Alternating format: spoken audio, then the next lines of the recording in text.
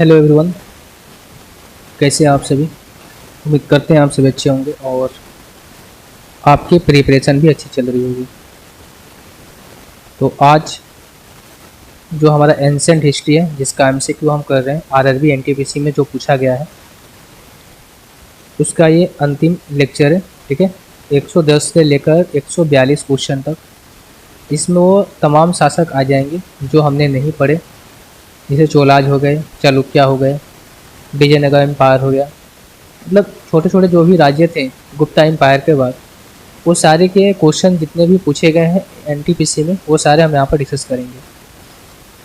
एक एक क्वेश्चन की ओर बढ़ते हैं और पहला क्वेश्चन के ऊपर मूव करते हैं। और पहला क्वेश्चन हमारा ये है, महान साहित्यिक कृति मृच्छकटिकम किसके द्वारा लिखी गई? तो पहला क्वेश्चन है कि मृच्छकटिकम जो है किसके द्वारा लिखी गई। चार ऑप्शन आपके सामने दे रहे हैं। सही आंसर हो जाएगा इसका option number B, Shudraka. Shudraka के द्वारा मृच्छकटिकम लिखा गया है, संस्कृत भाषा में लिखा गया है, जिन्हें 3 नाटकों का श्रेय दिया जाता है। इनके द्वारा लिखा गया है मृच्छकटिकम, बिंस्वदत्तम और पद्मभ्रभुत्तकम। ठीक है, ये 3 चीज़ें जो है लिए शूद्रक के द्वारा लिखी गई। बाकी कालिदास के बारे में थोड़ा जान लो कि कालिदास के द्वारा रघुवंश में लिखा गया एक महाकाव्य है जो राजाओं की वर्णन करता है, जिसमें श्री राम के वंश की गौरवशाली कथा इसमें लिखी गई है। कुमार संभवम भी एक महाकाव्य है जो कि पार्वती के पुत्र कार्तिकेय के जन्म और उनके बाल्यकाल की कथा का वर्णन करता है। इन दोनों महाकाव्य के अलावा कालिदास के द्वारा कुछ अन्य रचनाएं भी लिखी गई, जिनमें उनका प्रमुख जो नाटक है अभिज्ञान शकुंतलम, काफ़ी बार पूछा जाता है, आपको याद रखना है। विक्रमावर्षियम, मल्लिकाग्निमित्रम, ये 2 चीज़ें हैं ना, ये और ये काफ़ी बार पूछे जाते हैं, तो इनको थोड़ा सा आप याद कर लेंगे। इसके अलावा काव्यखंड भी है, मेघदूतम भी पूछा जाता है, किसके द्वारा लिखा है? कालिदास के द्वारा। ऋतुसंहार ये भी कालिदास के द्वारा ही लिखा गया है। बात करें मेघदूतम में तो प्रेम प्रसंगों पर ज़्यादा यहाँ पर जोर दिया गया है मेघदूतम में। शूद्रक के द्वारा हमने बताया कि जो लिखा गया है 3 चीज़ें, वीणा सद्वंता और पद्मभृत का, ये तो दोनों, और एक ये क्या बोलते हैं मृच्छकटिका, में तीनों याद रखना है जो कि शूद्रक के द्वारा लिखी गई है। कई बार मृच्छकटिका को अर्थ पूछ लेता है कि इसका अर्थ क्या है, तो मिट्टी की छोटी गाड़ी इसका अर्थ होता है। एक संस्कृत नाटक है, काफ़ी प्रसिद्ध, प्राचीन भारत का प्रमुख नाटक है। अगला क्वेश्चन है, तंजावुर के किस मंदिर में चोल वास्तुकला है और इसे सम्राट राज राजा ने बनवाया था? तो सही आंसर हो जाएगा इस क्वेश्चन का ऑप्शन नंबर बी, बृहदेश्वर मंदिर। तंजावुर में स्थित बृहदेश्वर मंदिर को चोल शासक राज राजा प्रथम के द्वारा बनाया गया था। 985 से लेकर 10 से 14 ईस्वी के बीच इन्होंने शासन किया था। इन्होंने उत्तरी श्रीलंका, चेर वंश, पांड्या वंश के एक बड़े हिस्से पर शासन किया। इसके अतिरिक्त उन्होंने लक्षद्वीप,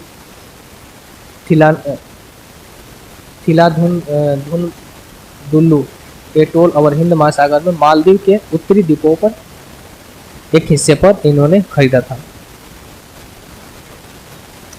अगला क्वेश्चन है, निम्नलिखित में से किस विरासत स्थल में वास्तुकला के द्रविड़ शैली है?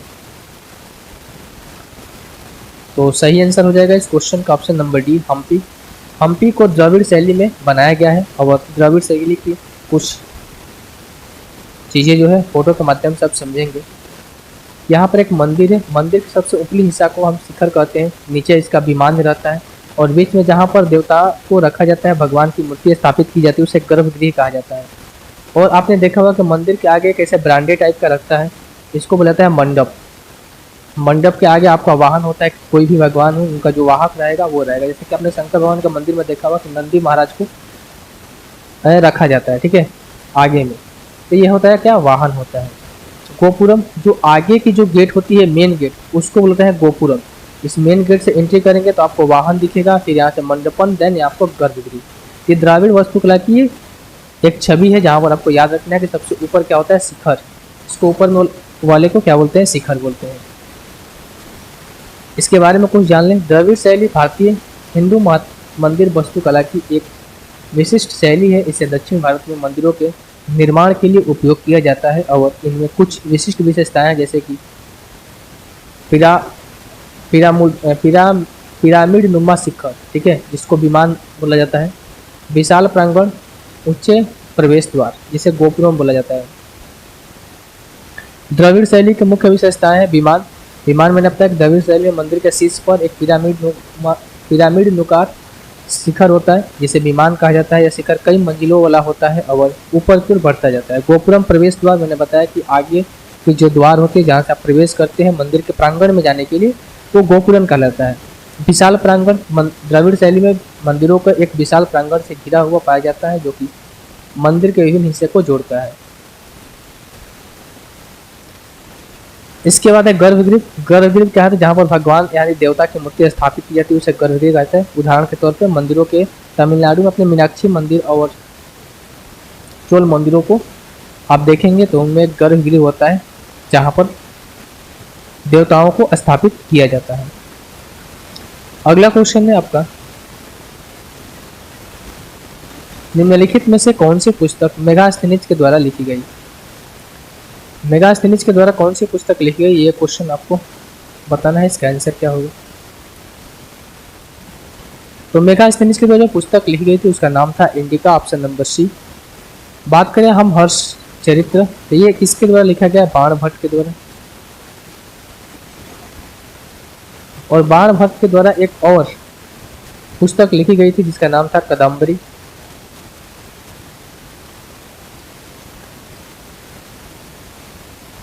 ठीक है, हम बात करें मालवीय निमित्रम को, तो किसके द्वारा लिखा गया, कालिदास के द्वारा।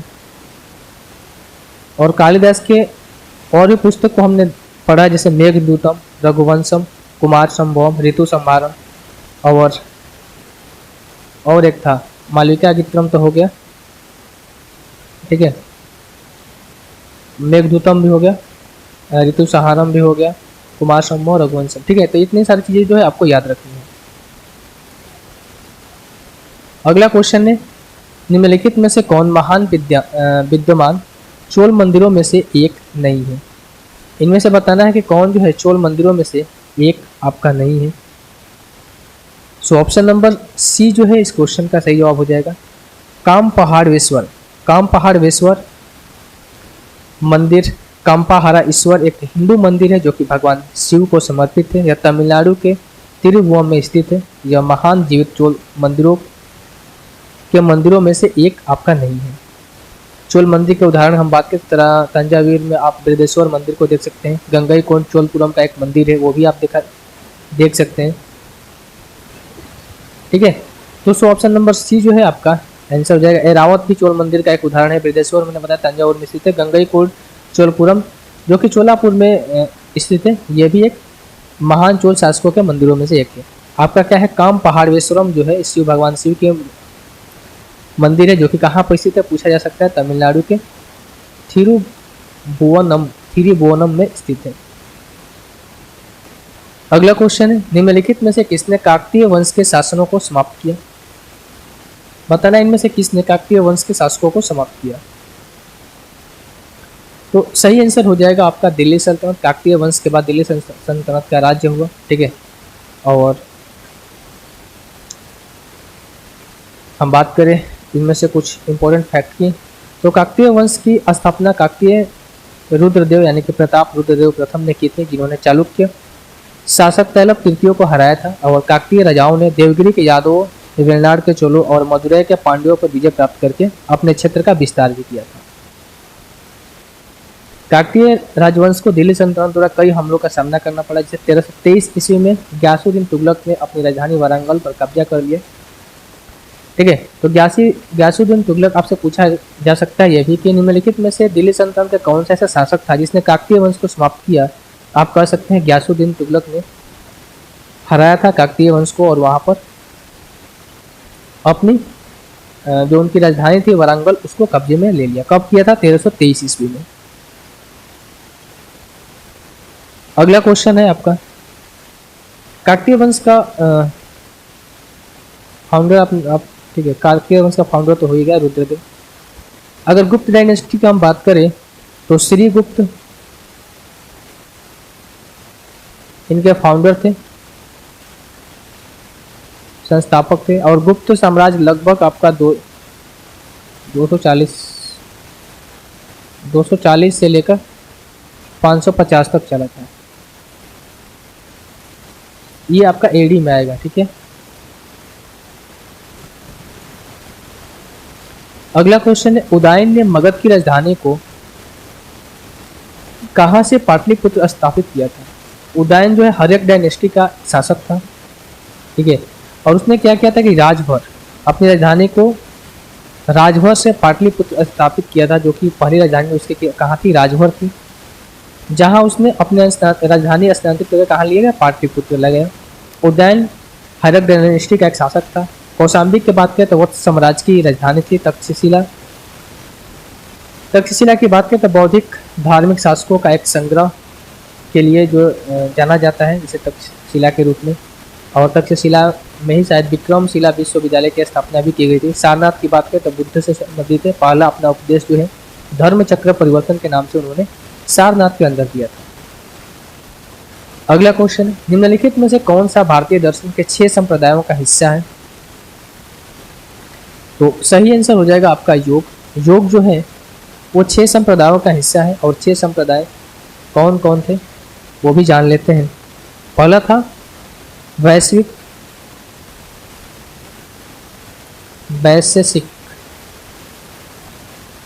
वैशेषिक। दूसरा आप यहाँ से न्याय कर सकते हैं।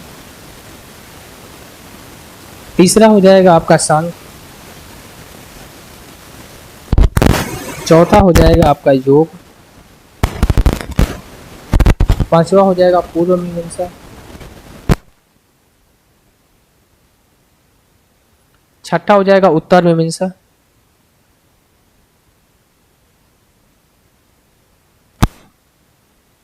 उत्तर मीमांसा या फिर इसको वेदांत भी कहा जाता है। और ये किससे संबंधित है? वेदांत से, बद्यांश से संबंधित है उत्तर मीमांसा। पूर्व मीमांसा की बात करें तो ऋषि जामिनी से संबंधित है। पतंजलि आपको योग से संबंधित है। सांख्य महा ऋषि कपिला से संबंधित है। न्याय की बात करें तो अक्षर पद गौतमा से संबंधित। और वैश्विक की बात करें तो हम कन्नड़ कश्यपा से संबंधित है। ये चीजें आपको याद रखनी है। अगले क्वेश्चन को रिमूव करते हैं। अगला क्वेश्चन, निम्नलिखित में से किस मंदिर का निर्माण राजराजा चोल ने करवाया था? तो राजराजा चोल ने बृहदेश्वर मंदिर का निर्माण कराया था, जो कि कहाँ पर स्थित है? तंजावुर में स्थित है। अगर हम बात करें तंजावुर में एक और मंदिर है जिसे गंगई कोडाचोली स्वरम कहा जाता है। और दारासुरम में एरावत मंदिर, जो कि 1003 से लेकर 1010 ईस्वी के बीच चोल सम्राट राजराजा के शासनकाल के दौरान बनाया गया था। प्रसिद्ध वास्तुकार समा वर्मा द्वारा इसे डिजाइन किया गया था। तो डिजाइनिंग आप पूछ सकता है कि इन मंदिरों को किसके द्वारा डिजाइन किया गया था? तो समा वर्मा द्वारा डिजाइन किया गया था। हम बात करें मीनाक्षी टेम्पल की, तो पांड्या डायनेस्टी के द्वारा बनाया गया था। लिंगराज की बात करें सामवंशी डायनेस्टी के द्वारा बनाया गया था। जगन्नाथ मंदिर अनंत वर्मन के द्वारा बनाया गया था। अगला क्वेश्चन है, सिकंदर ने 326 बीसी में भारत पर आक्रमण करने के लिए सबसे पहले किस नदी को पार किया? तो सिकंदर जो है वो झेलम नदी को पार करना पड़ा। उसे किससे लड़ाई करनी पड़ी? तो पोरस से लड़ाई करनी पड़ी। और हाइडिपेसिस की लड़ाई से बोलते हैं, जहाँ पर सिकंदर और पोरस के बीच में लड़ाई हुई थी। ऐसा माना जाता है कि सिकंदर यहाँ पर विजयी हुआ था। अगला क्वेश्चन है, खजुराहो का भव्य मंदिर खाली स्थान शासकों द्वारा बनाया गया था। तो किस शासकों के द्वारा खजुराहो का भव्य मंदिर बनाया गया था? सही आंसर हो जाएगा चंदेल शासक। चंदेल शासक के द्वारा खजुराहो का भव्य मंदिर बनाया गया था। जहाँ पर हम बात करें तो 950 से लेकर 1050 ईस्वी के बीच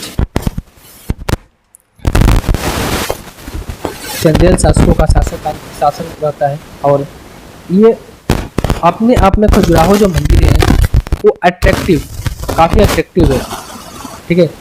और उनका एक और आर्किटेक्चर था, आपको याद रखना है कि चंदेल के शासकों द्वारा कंदरिया महादेव टेम्पल, जो कि इसके जो शासकों द्वारा बनाया गया था, चंदेल शासकों के द्वारा ही बनाया गया था। और एक चीज़ आपको याद रखना है जो आपसे पूछा जा सकता है, मैं लिख Khajuraho group of monuments.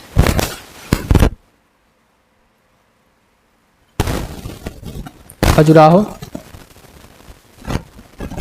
Group of monument.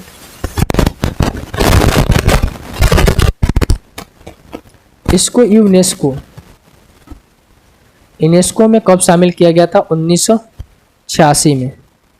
ठीक है, 1986 में। और कहाँ पर ये स्थित है भाई? ये आपका एमपी में स्थित है। और कैसा आर्किटेक्चर है? इरोटिक आर्किटेक्चर है। कैसा आर्किटेक्चर है? इरोटिक आर्किटेक्चर है। ये भी पूछा जा सकता है। अगला क्वेश्चन है आपका, हाइडीफेसिस की लड़ाई जो है किसने जीती थी? 326 में ये लड़ाई हुई थी। 326 बीसी में लड़ाई हुई थी झेलम नदी के तट पे। और किसके बीच हुई थी? सिकंदर के बीच। जिसमें माना जाता है सिकंदर जो है वो विजयी हुआ था। अगला क्वेश्चन, दिए गए विकल्पों में से किस राजवंश ने दक्षिण पूर्व में जहाज रानी उद्यम विकसित किया? तो ये हो जाएगा ऑप्शन नंबर सी, चोल राजवंश ने जहाज रानी उद्यम जो है विकसित किया था। और चोल राजवंश का जो फाउंडर मानते हैं विजयालय के, जो कि कंटेम्प्रेरी थे किसके? पल्लव के। ठीक है, जिनकी राजधानी कहाँ थी? कांचीपुरम थी। अगले क्वेश्चन की ओर मूव करते हैं भाई। अगला क्वेश्चन है आपका, किस मूल भारतीय राजवंश ने अपने शासकों के चित्रों के साथ अपने स्वयं के सिक्के जारी किए थे? तो सही आंसर हो जाएगा आपका सातवाहन। सातवाहन जो थे, जो उनकी क्वाइन था वो सिल्वर और लेड के बने हुए थे। क्वाइन पर जो भाषा का यूज किया गया था, जो लिपि की इस्तेमाल की गई थी, वहाँ पर द्रविड़ भाषा और ब्राही लिपि की इस्तेमाल की गई थी उनके किस पे? क्वाइंस पर। और इनमें पूछा जा सकता है कि सबसे महत्वपूर्ण शासक कौन हुए? तो गौतमी पुत्र सतकर्णी जो थे वो सबसे महत्वपूर्ण शासक हुए। अगला क्वेश्चन है, 9वीं शताब्दी में प्रसिद्ध विक्रमशिला विश्वविद्यालय की स्थापना किसके द्वारा की गई थी? विक्रमशिला विश्वविद्यालय की स्थापना जो था वो धर्मपाल के द्वारा की गई थी। और इसे नष्ट किसके द्वारा किया गया? बख्तियार खिलजी के द्वारा नष्ट किया गया था। कब? 1193 में इसे नष्ट किया गया था। ठीक है, किसके द्वारा? बख्तियार खिलजी।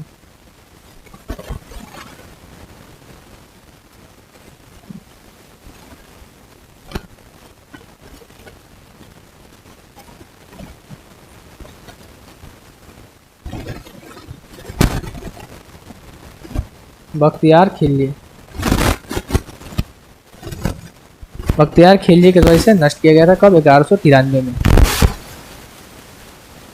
अगला क्वेश्चन है, किस यात्री और विद्वान ने किताब उल हिंद लिखा था? तो किताब उल हिंद लिखने वाले जो विद्वान थे वो क्या थे? अल-बरूनी थे। Option number B. और किताब उल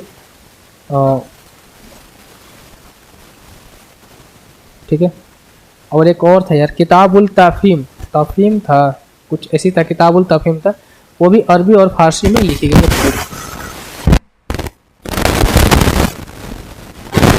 अगला क्वेश्चन है, होयसल राजवंश की राजधानी क्या थी? तो होयसल राजवंश की राजधानी जो थी द्वार समुद्र थी। और इम्पोर्टेंट रूलर की बात करें तो हम यहाँ करते विष्णुवर्धनम जो थे इम्पोर्टेंट रूलर थे। अगला क्वेश्चन है, भारत में आपको पाषाण काल के शैल चित्र कहाँ मिलेंगे? तो the right answer is Bhimbetka की गुफाएं में आपको पाषाण काल के शैल चित्र मिलेंगे, जो कि कहाँ पर स्थित है? एमपी में के अंदर स्थित है।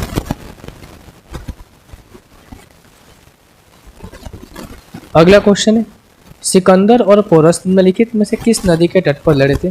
तो झेलम नदी के तट पर लड़े थे 326 बीसी के अंदर, जहाँ पर सिकंदर की जीत हुई थी। अगला क्वेश्चन, मोढेरा में सूर्य मंदिर का निर्माण किस राजवंश के द्वारा कराया गया था? तो the right answer is option number C, Chalukya राजवंश के द्वारा कराया गया था मोढेरा में सूर्य मंदिर का निर्माण।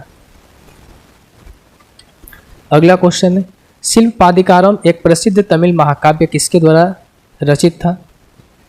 तो इसका जो सही जवाब हो जाएगा आपका इलांगो अडिगा के द्वारा ये रचा गया था, जिसमें आपको 5730 पंक्तियां थी। क्या थी? पंक्तियां ठीक है, पंक्तियां थी। और एक कविता थे। यह एक क्या है? कविता है जो कि कनकी और उनके पति कोलम की दुखद प्रेम कहानी का वर्णन करता है। अगला क्वेश्चन है, प्रसिद्ध कोणार्क सूर्य मंदिर के लिए जिम्मेदार है। तो बेसिकली पूछा गया किसके द्वारा बनाया गया था? तो राजा नरसिंहदेव प्रथम के द्वारा बनाया गया था 1244 में। कब बनाया गया था आपका? 1244 में बनाया गया था। अगला क्वेश्चन पर बढ़ते हैं भाई। और अगला क्वेश्चन क्या कर रहे हैं?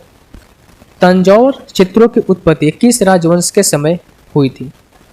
तो राइट आंसर हो जाएगा आपका ऑप्शन नंबर सी, चोल राजवंश के द्वारा की गई थी और इसकी उत्पत्ति जो है इसी राजवंश में हुई थी। तंजावुर क्या है? तमिलनाडु का शहर है। अगला क्वेश्चन है भाई, पर्णी एक प्रसिद्ध संस्कृत खाली स्थान थी। तो पर्णी जो थी प्राचीन भारत के एक प्रसिद्ध संस्कृत व्याकरणविद, भाषा शास्त्री और श्रेय विद्वान थे, जिन्होंने ठीक है, तो ग्रामेरियन जो है आपका सही आंसर हो जाएगा। पर्णी एक प्रसिद्ध संस्कृत क्या थे? ग्रामेरियन थे, जिसको व्याकरणविद भी कह सकते हैं, भाषा शास्त्री भी कह सकते हैं। अगला क्वेश्चन है, Vikram Samvat calendar Gregorian calendar से कितना वर्ष आगे है? ये क्वेश्चन काफी पूछा जाता है, ठीक है। तो ये है ऑप्शन नंबर सी, 56.7 वर्ष जो है विक्रम संवत कैलेंडर जो है ग्रेगोरियन कैलेंडर से आगे है, जिसमें हिंदू और सिख धर्म की कुछ ठीक है, हिंदू और सिख धर्म के यहाँ पर फेस्टिवल्स वगैरह कुछ हो गए, इन्हीं के द्वारा जो है वो निर्धारित किए जाते हैं।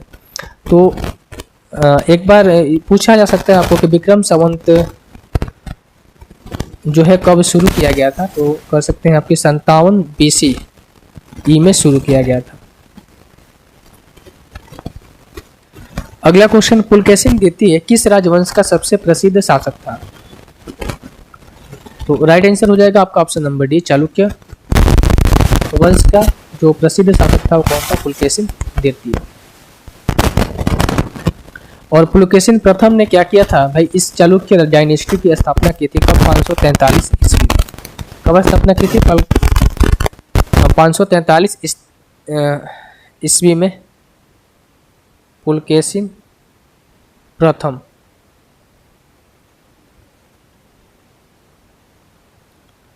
अगला क्वेश्चन है आपका, निम्नलिखित में से कौन सा मंदिर पल्लव शासकों द्वारा बनाया गया था? तो पल्लव शासकों द्वारा जो बनाया गया मंदिर था कांचीपुरम कैलाश मंदिर था, और 8वीं सदी में इसकी निर्माण की गई थी। और ये किस देवता को समर्पित है? तो ये भाई भगवान शिव के समर्पित है। अगला क्वेश्चन है आपका, प्राचीन संस्कृत पुस्तक अष्टाध्यायी के लेखक कौन है? अष्टाध्यायी के लेखक कौन है भाई? ऑप्शन नंबर डी, परिणी जो है अष्टाध्यायी के लेखक है। और हम बात करें यहाँ पर अष्ट का मतलब हो जाएगा आपका 8 और अध्याय का मतलब हो जाएगा अध्याय का मतलब हो जाएगा आपका अध्याय। तो जिसका अर्थ है कि 8 अध्याय या फिर 8 अध्यायों वाली एक पुस्तक। पर्णी को संस्कृत भाषा का जनक भी कहा जाता है। अगला क्वेश्चन है, सुश्रुत संहिता में किस विषय का वर्णन किया गया है? तो सुश्रुत संहिता में चिकित्सा और सर्जरी का वर्णन किया गया है।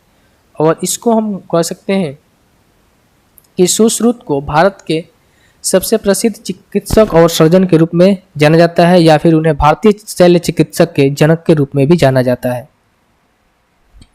अगला क्वेश्चन है, किला मुबारक स्मारक कहाँ पर स्थित है? किला मुबारक स्मारक कहाँ पर स्थित है? राइट आंसर हो जाएगा इस क्वेश्चन का ऑप्शन नंबर डी, पंजाब के अंदर जो है स्थित है, जिसे राजा डाव ने बनाया था। मैं यहाँ पर लिख देता हूँ, राजा डाव ने बनवाया था।